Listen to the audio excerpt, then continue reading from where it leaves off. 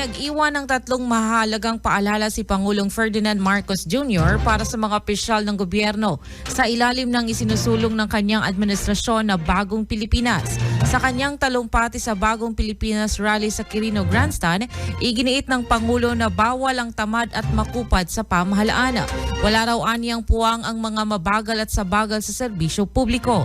Dagdag pa ng Pangulo na bawal rin anya ang waldas, lalong-lalo na ang hindi tapat at mga nangungulimbat sa pera ng bayan. Panghuli, bawal ang mapang-api at naghahari-harian dahil dapat anyang suklian ang tiwala ng publiko ng magalang na panunungkulan. Ayon kay Pangulong Marcos Jr. sa Bagong Pilipinas ay mahalaga na ang pagbabago ay nagsisimula sa pamahalaan.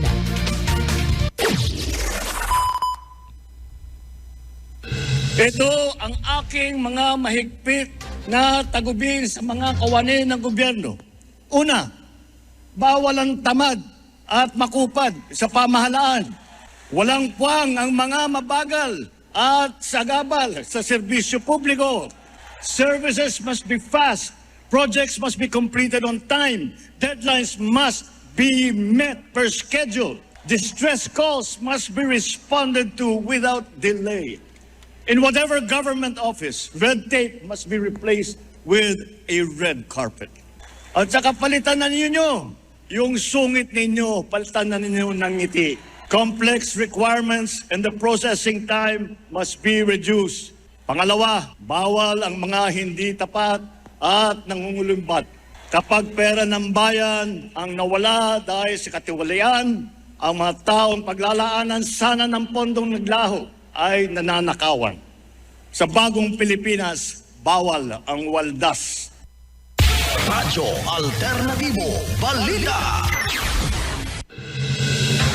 Sa kaugnay na balita, giniit po ni Pangulong Ferdinand Marcos Jr. na walang halong pamumulitika at walang hidden agenda ang isinusulong ng kanyang administrasyon na Bagong Pilipinas. Ayon kay Pangulong Marcos Jr., layunin lamang nito na maglatag ng master plan para sa pag-unlad ng bansa. Hindi rin anya ito isang political game plan na tutugon lamang sa iilan dahil sa isa itong plano kung saan makikinabang ang lahat ng mga Pilipino.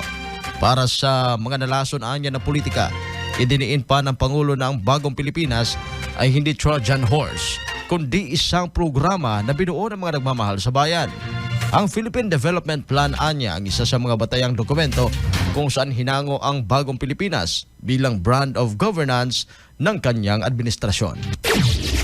Bagong Pilipinas is not a political game plan that caters to a privileged few. It is a master plan for genuine development, the benefits of all our people. Bagong Pilipinas serves no narrow political interests. It serves the people. Bagong Pilipinas is not a new partisan coalition in disguise. It is a set of ideals that all us Filipinos, regardless of political creed or religion or wealth, can coalesce around. Bagong Pilipinas is addressed to all government officials and employees and citizens of this country.